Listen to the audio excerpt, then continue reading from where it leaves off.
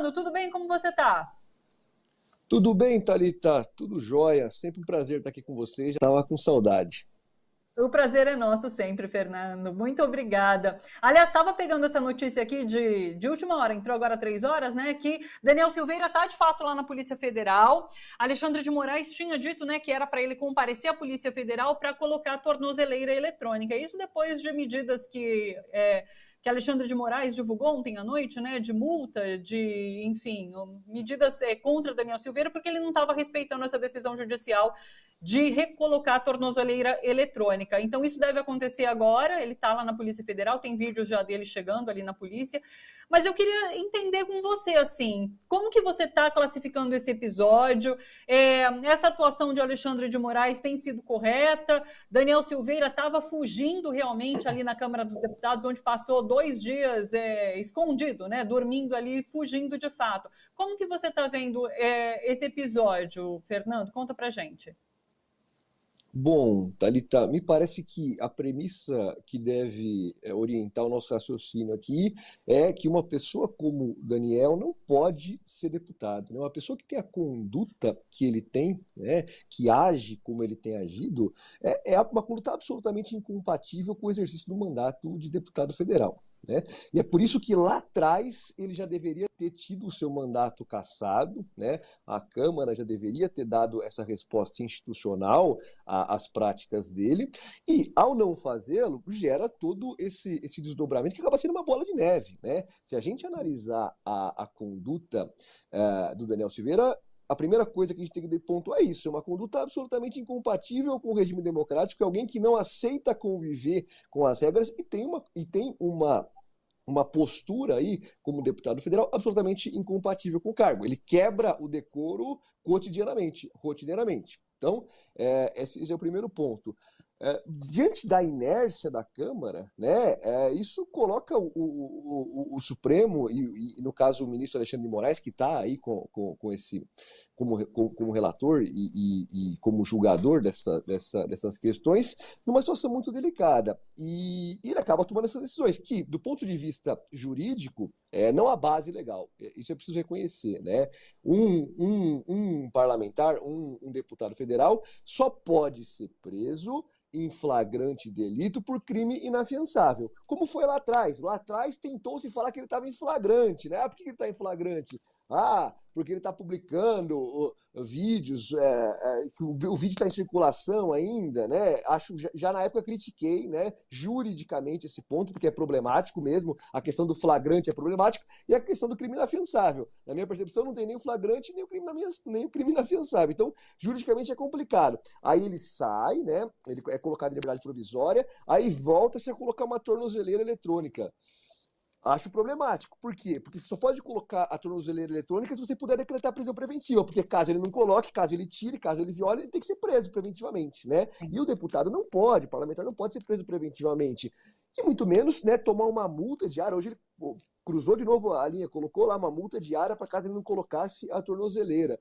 Fica muito complicado do ponto de vista jurídico sustentar essas decisões, abre precedentes muito perigosos, né? Me parece que você colocar tornozeleira em quem não pode ser preso preventivamente e colocar multa, bloquear a conta da pessoa que se recusa, acaba confundindo medidas patrimoniais aí com medidas de liberdade, medidas patrimoniais que só são admitidas no Código de Processo Civil, não no Código de Processo Penal.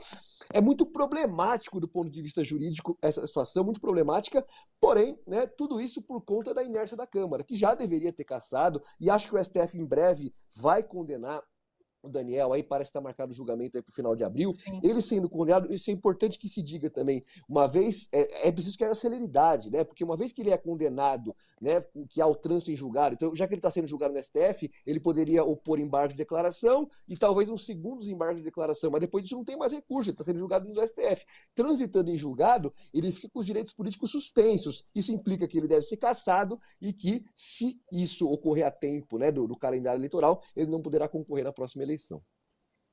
Inclusive ontem, né, no meio desse imbróglio todo, Arthur Lira, o presidente da Câmara, soltou uma nota, né, falando sobre o que estava acontecendo, que a Casa do Povo é inviolável, enfim, e daí ele parece jogar a bola, Daniel Silveira, para o STF, e esquecendo não, mas enfim, não dando a devida atenção para a Comissão de Ética, que deve, de fato, analisar a conduta de Daniel Silveira e propor, de repente, uma cassação ali via Câmara dos Deputados, né? Mas, no meu entendimento, foi isso. Ele passa a bola ali para o STF. E o STF correu atrás, né? Daí conseguiu adiantar esse julgamento de Daniel Silveira agora para o dia 20 de abril, se eu não me engano.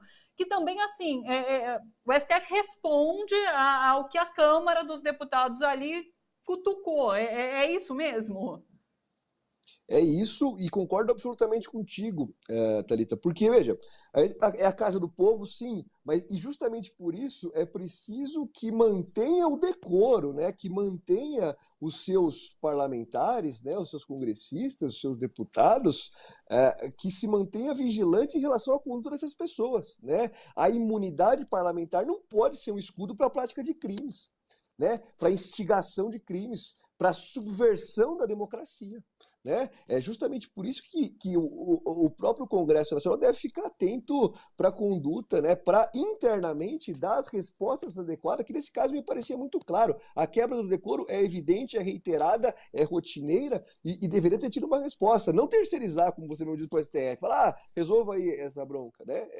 Acho que o STF vai acabar resolvendo, condenando, né? Que ali houve crime, né? É preciso que haja essa resposta, mas né, a gente não pode deixar de ressaltar aí que a Câmara tem a inércia da Câmara, a inação da Câmara tem um papel muito relevante nessa atuação atabalhoada aí, por vezes até ilegal do STF.